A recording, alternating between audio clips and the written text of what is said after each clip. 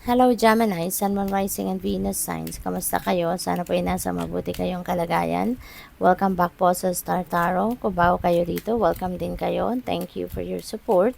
I truly appreciate it. God bless you all. Gemini, we have generosity. Sow seeds of kindness. Ayan. Gemini, you are naturally generous. Napaka-compassionate din ninyong tao.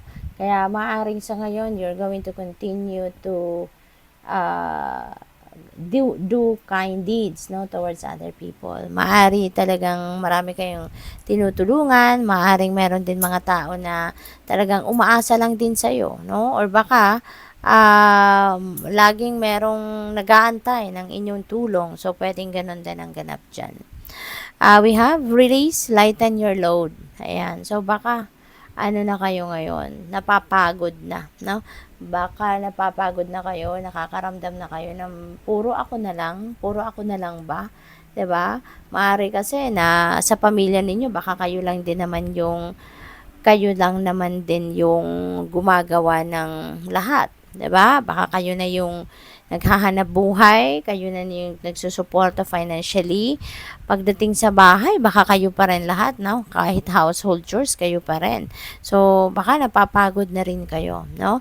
So, ngayon, it's about time for you to lighten your load, no? Huwag mong hayaan na ganunin ka ng mga tao sa paligid mo. Tao ka lang din, mapapagod ka din, no? Kailangan mo din ng katulong, lalo-lalo na kung meron ka namang pwedeng maasahan na makatulong din sa'yo. So, act on it. Okay? Huwag kayong magdalawang isip, no? Kung sa pamilya diyan, ka mga kapamilya mo, nagmamahalan kayo bilang magkakapamilya. So, hindi kung kayo'y magsasalita, kung kayo'y hihingi ng tulong sa kanila, siguro naman hindi kayo mahihindian dahil maaatimba ng mga kamag-anak mo, mga kapamilya mo na ikaw ay mahihirapan, 'di ba? Siguro naman meron ditong tutulong at tutulong sa iyo. So, maybe you just need to speak up. Okay? Kailangan mo lang kasi baka iniisip nila na hindi ka naman nagrereklamo, wala ka naman sinasabi. So, baka iisipin nila na kayang-kaya mo, 'di ba? Kaya sometimes kailangan din natin na mag-speak up tayo. We have twilight, surrender to the last hour when the light barely touches the flowers. Ayan. Parang ano to, surrender mo naman, ano, yung last hour bago kayo totally mag-retire for the day, bago kayo matulog. Bigay mo naman to sa sarili mo para makapag-isip-isip ka, makapag-reflection ka, makapag-meditate ka, makapagpahinga muni-muni, yung ganon, no?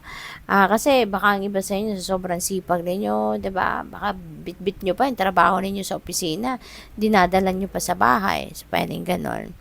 Be present. Yan, use the hours, don't count them. Yan, be present. Kasi baka ang iba sa inyo rito, busy kayo sa pagpaplano for the future, 'di ba? Baka busy kayo sa pag-iisip ng kung anong nakaraan na, 'di ba? Binabalik-balikan ninyo. So be present in the here and now. Kasi seize the moment, kumbaga, no? Lagi nating alalahanin na nandito na tayo sa present time, dapat ang isip natin, nandito na rin. Nandito na yung focus natin, hindi ba? Wala tayong magagawa dun sa mga nakaraan, that's done. Wala na. Ano na yung closed book na dapat. Kasi wala na tayong magagawa para daw. We don't have control over that anymore. Ganon din ang sa kung ano ang paparating. 'Di ba? Ganon din yung kung ano yung kung ano yung future. We don't know what the future holds for us, diba? Kaya dito na lang tayo sa kung anong meron ngayon, dito tayo mag-focus. We have the Tower, ayan, Angel of Enlightenment, ayan, Gemini. There is sudden change dito na pwedeng mag-unfold sa buhay ninyo. May mga pagbabago, bigla ang pagbabago na pwedeng mangyari at hindi ninyo to inaasahan, hindi ninyo to pinagplanuhan, ano. Kaya baka may gulat factor talaga ito para sa iyo. Pero you know what, at the end of the day, para sa ikakabuti mo to. This is for your highest good. Kaya ano lang, pasensya. No, pasensya at sumabay na lang kayo sa agos ng buhay because at the end of the day, kung ano man ang mangyayari dito sa buhay ninyo, for some of you na pagbabago, this is going to align you, no, to your destiny. Kaya marirealize ninyo yan in the end kapag nakapag-settle na kayo dyan. You will realize na it is indeed for your highest good. We have Ace of Wands. Ayan. So, Ace of Wands is a new beginning energy. Okay? Meron dito mga bagong inspiration, bagong idea, bagong insights na mangyayari sa buhay ninyo. Meron kayong maa-attract dito na oportunidad na pwedeng sa career, pwedeng sa trabaho, travel, at kung ano-ano pa. So, yun. Good luck sa you dyan. What else? We have Nine of Pentacles. Wow, napakaganda nito. Nine of Pentacles is financial comfort, financial abundance and prosperity. Ito yung mga hatid na energy ni Nine of Pentacles. Kaya finally, makakaluwag-luwag ka na ngayon pagdating sa pera.